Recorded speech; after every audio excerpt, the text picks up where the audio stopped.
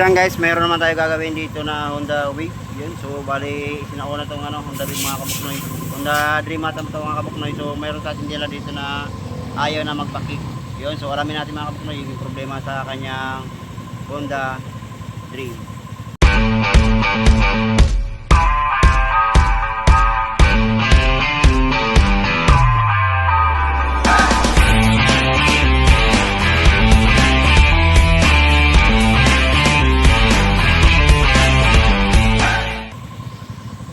Yan guys, ito na yung problema ni boss. Ayun no, ayaw talaga palitan kasi mayroon daw tong sentimental value. So ang ginagawa ni boss, gusto ipagawa ni boss yung kanyang Honda Dream. So pakik nga ako do. So pakik try. So ito yung problema ni boss nung hinatak sa atin na yun. Yun, so ayaw na. Ayos mo ka. So ang problema nito ni boss, ayaw daw makik. So hinatak na lang sa atin kasi nga gusto ipagawa ni boss kasi mayroong may sentimental value na motor, kaya ayaw ibitawan. So ang gagawin natin mga kabuknoy, tanggalin mo natin peres para alamin natin kung anong problema ni boss sa kanya Honda Dream. Let's go. Siyan guys, nakakalas na natin yung pre-ring. So tanggal na rin nila yung timing cover. So check natin mga kabuknoy dito sa may bandang block niya kung saan ba nagumpisa yung ayaw na makik. So alamin natin mga kabuknoy yung problema na Honda Wave. So bago natin gawin yung yung bandang makina, so check muna natin dito kasi napansin ako dito sa kanyang makina parang walang oil na dumadaloy na. So check natin kung may oil pa ba tong kanyang makina or may nag-stock up lang dito sa bandang kanyang kick. Ayan. So bali tuyo na siya mga kabuknoy. So kalasin ko muna yung kanyang head. So mamaya i-drain natin yung kanyang oil. So check natin kung mayroon pa bang oil o doon ang dahilan para maging hindi na siya makik. Yun, so alamin natin to. So kasi nga may sentimental value tong kanyang Honda Wave Dream, bali Dream pala to. So mayroong mayroon pala tong memories, kaya ganoon. So gusto pa ipagawa ni boss kahit anong niya. Yun, so alamin natin tong kanyang Honda Dream.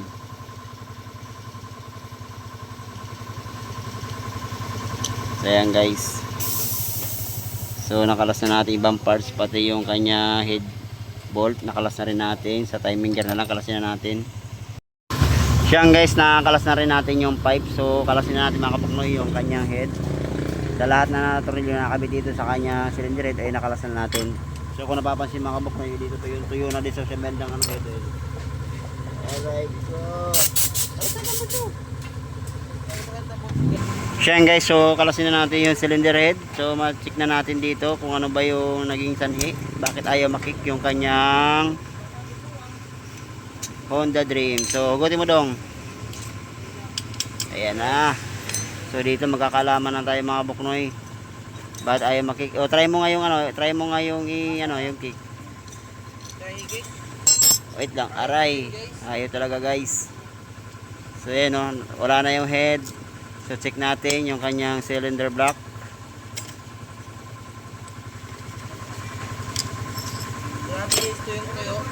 Sige. Yay. Sige, hila. Try mo.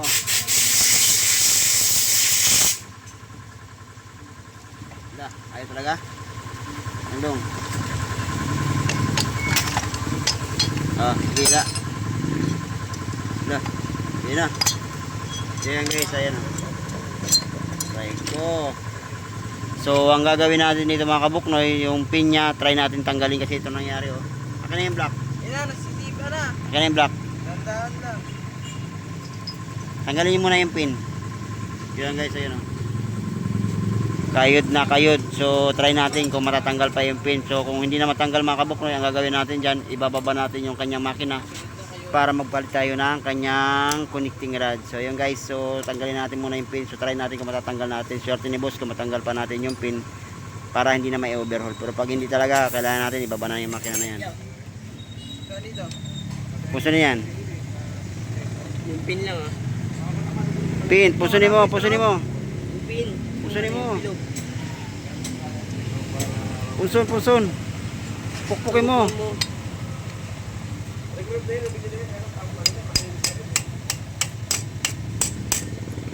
Sige.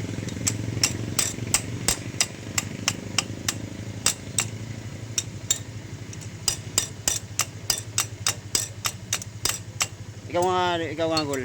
Parang iba yung pukpok doon. Walang power. Naging virgin Mary muna ako ngayon, guys.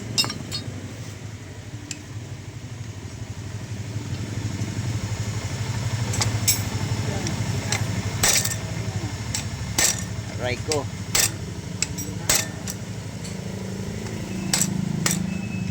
Yan guys, so ayaw talaga matanggal yung kanyang pins dun sa kanyang connecting rod. So ang gagawin natin, ibaba na natin ng tuluyan. So ito kasi nangyari, no?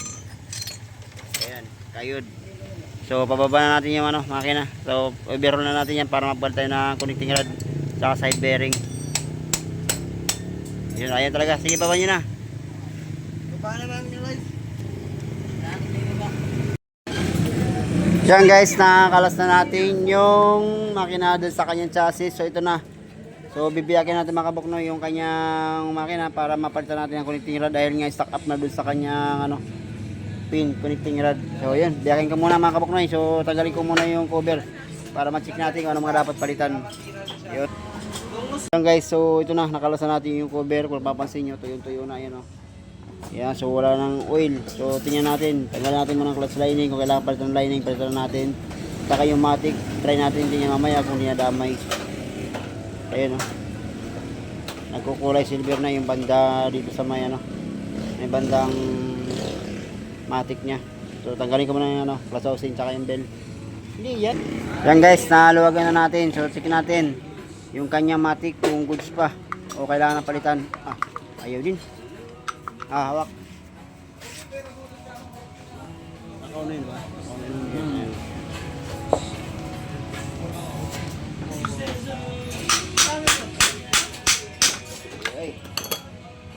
Turing. So goods pa naman, wala nang problema. So tingnan natin yung lining.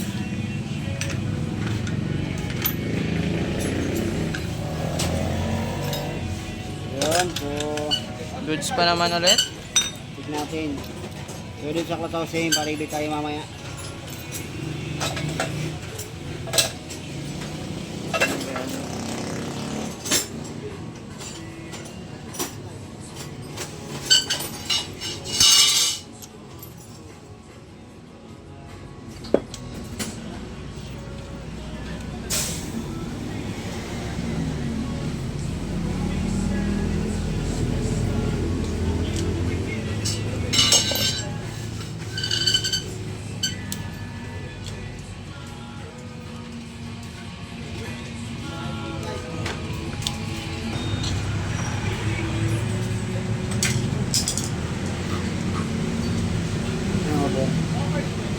Gano'n sa TikTok eh.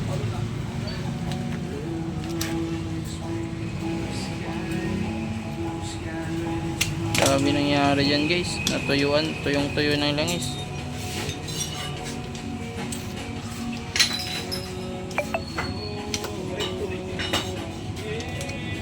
Check natin kung may oil pa. Sahod natin, baka mayroon pang konting pumatak. Yun, so napapansin nyo guys, wala na nga sa oil. So anis natin yung magneto. Saob na natin yan.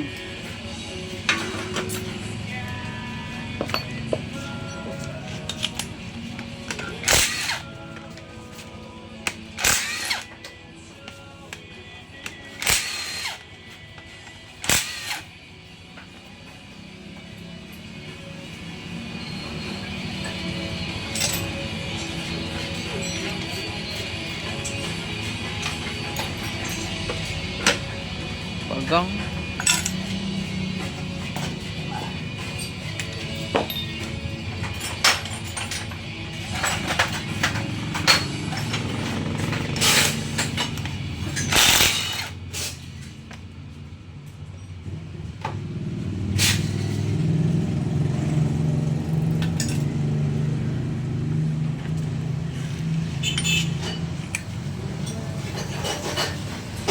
Ang paligid ay puno ng paligid.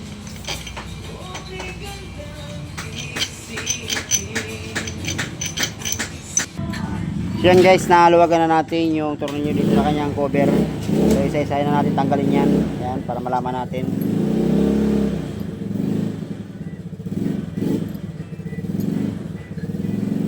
Ayun. So yan guys, nakakalsan natin tornilyo. So biyakin na natin itong crankcase nya. So dito malalaman na natin yung ibang problema pa na boss.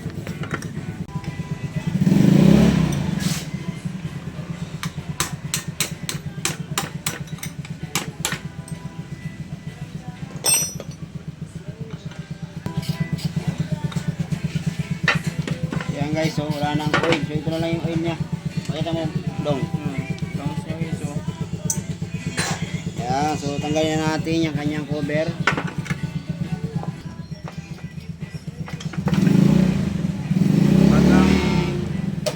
Yan guys, ito na yung kanyang oil na lang. Oh. Ayan. Yun, so tanggalin na natin yung kanyang connecting rod. So ito na pala, papalitan natin yung connecting rod. Dahil nga nag-stack up na yung pin. Saka may tama na rin kayo.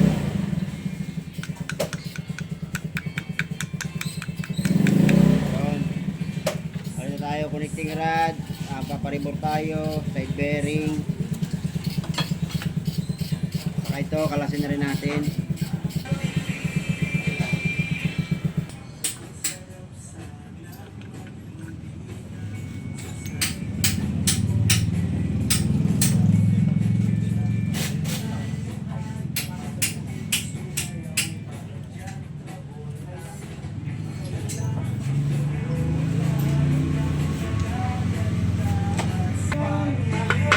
Yan guys, ito na yung kanyang gear.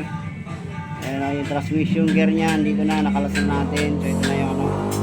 Check natin yung ibang parts na nasira.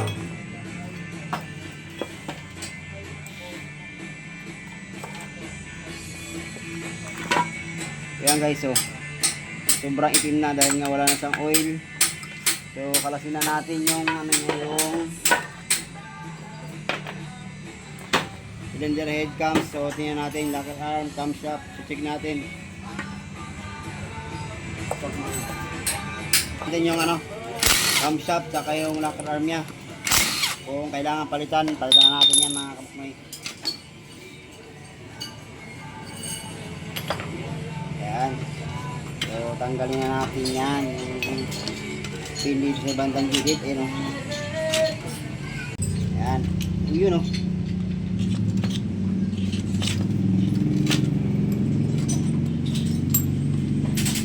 Natin kung hindi pa sira yung ano, locker arm. So goods pa naman mga kabuknoy, wala pa naman sa ano, tama. Yun, so wala pa siyang tama. Kanyang locker arm, saka kanyang camshaft.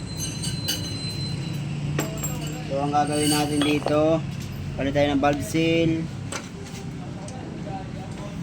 connecting rod, side bearing. Ayan, so gagawin natin dito. Tapos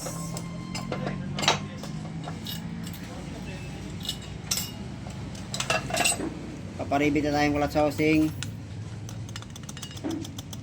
Ayan, so naka-ribor. Ayan, so paparibor natin din makabuknoy. So pag hindi naman ribor to, ang gagawin natin kasi sira na rin yung block niya. Ayan o, may tama na. Kita. Ayan o, so magpapalit na tayo ng kanyang cylinder block. So antayin lang natin may-ari para malaman niya kung mga dapat palitan yung mga gagawin natin dito sa kanyang motor. Yun, let's go, saka hugasan na natin.